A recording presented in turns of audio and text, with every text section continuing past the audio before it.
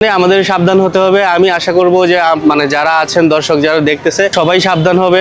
সবাই যদি আমরা সাবধান হই তাহলে বিক্রেতা যারা আছে তারা কিন্তু ভালো জিনিস রাখতে বাধ্য হবে। আমার মনে হয় যে ওদের কাছ থেকে মানে জিতে আসাটা খুবই কঠিন একটা ব্যাপার, বিশেষ করে কাঁচামাল যারা বিক্রি করে। কেনাকাটার ক্ষেত্রে হচ্ছে আপনি আমার পছন্দের জিনিসটা আমি যখন নিতে যাই সেটা হচ্ছে টাকার ক্ষেত্রে নিতে পারি না, আর না হলে দোকানদার অনেক দাম বাড়িয়ে দেয়। সেক্ষেত্রে দেখা যায় কি আমি টাকা হইলে ওইটা নিতে পারি, আর না হইলে নিতে পারি না। বেশিরভাগ হচ্ছে মানে দুই ধরনের জিনিস আছে, একটা হচ্ছে আপনার বাইরে বিক্রি হয়, একটা হচ্ছে ভিতরে। কিছু জিনিস আছে এক রেটে বিক্রি হয়, আর কিছু জিনিস আছে হচ্ছে আপনার সেটা মানে অনেক বেশি রেটে বিক্রি হয়। তো জায়গা বুঝে মানে ভালো জায়গায় গেলে ভালো দাম, খারাপ জায়গায় গেলে খারাপ দাম। সেই ক্ষেত্রে হচ্ছে পছন্দের জিনিসটা একটু কিনতে গেলে টাকা বেশি লাগে, এটাই আর কি। সবই হয়েছে কি মনের মতন হয় কিন্তু বেশি দিন থাকে না, নষ্ট হয়ে যায়, কারণ সবাই তো আর সব জিনিস বেশি দিন থাকে না। এই ধরেন আমার নিজের পছন্দের ফোন, তারপরে হয়েছে যে হেডফোন, সাউন্ডবক্স, পার্সোনালি যাই লাগে ওইটা হয়েছে যে ভালো রেটে আনি,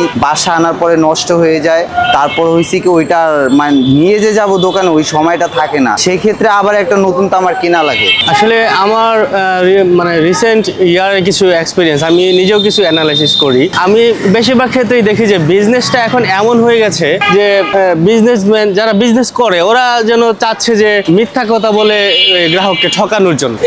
এই প্রবণতাটা বিশেষ করে আমাদের দেশে খুব বেশি হয়ে গেছে। যেমন ধরেন আমি গত সপ্তাহে আমি কাঁচা বাজারে মাছ কিনতে গিয়েছি। তো জানেন তো এখন সব একটা ইলিশের একটা ট্রেন্ডিং চলছে, ইলিশের আমাদের এখন সময়, আর আমরা সহজে কিনতে পারছি না এটার মূল্যের জন্য। তো আমি অনেক ঘুরে একজনের কাছে গেলাম যেখানে সবাই নিচ্ছে। তো সে আমাকে খুব ভালো বলে একটা ইলিশ মাছ দিল, কিন্তু ইলিশ মাছটা ও যেখানে রাখে এমন জায়গায় রাখলো যে আমি হাত দিয়ে ওইটা ধরতে পারি না। এবং আমি যখন ওকে বললাম যে আমি নিব, তখন সে খুব দ্রুত ইলিশ নিয়ে প্যাকেটে ভরে ফেললো। ওই বুঝার অথবা আমি যাচাই করে নেওয়ার কোনো সুযোগ সে আমাকে দিল না। পরে আমি এই মাছটা যখন আমরা রান্না করে খাই তখন ইলিশের টেস্ট পাই নাই বললেই চল। তো আমার কাছে মনে হয়েছে যে এটা ইলিশের মতো দেখতে অন্য যেগুলো প্রজাতির মাছগুলো আছে ওইটার মধ্যে কোনো একটা হবে।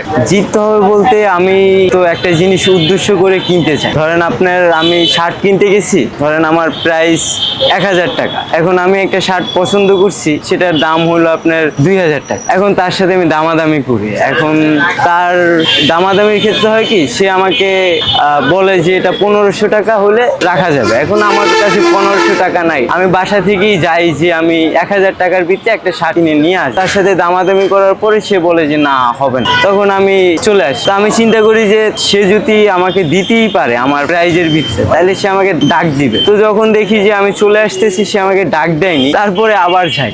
কারণ এই চিন্তা করে যাই যে একটা ব্যবসায়ী সে একটা প্রোডাক্ট বিক্রি করে, তার চিন্তা করে যে আমি প্রোডাক্টটা বিক্রি করলে আমার হলো যে এত টাকা লাভ হবে। হ্যাঁ ধরেন 200 টাকা লাভ হবে, সে ওখানে 200 টাকা লাভ হবে না, তার 10 টাকা লাভ হবে। সে কাস্টমারকে ফেরত দিতে চায় না, পাঠাতে চায় না, সেই ক্ষেত্রে দিতে চায়। এখন আমি চিন্তা করি যে তার লাভ হবে না, এক্ষেত্রে সে আমাকে দিতেও পারতেছে না।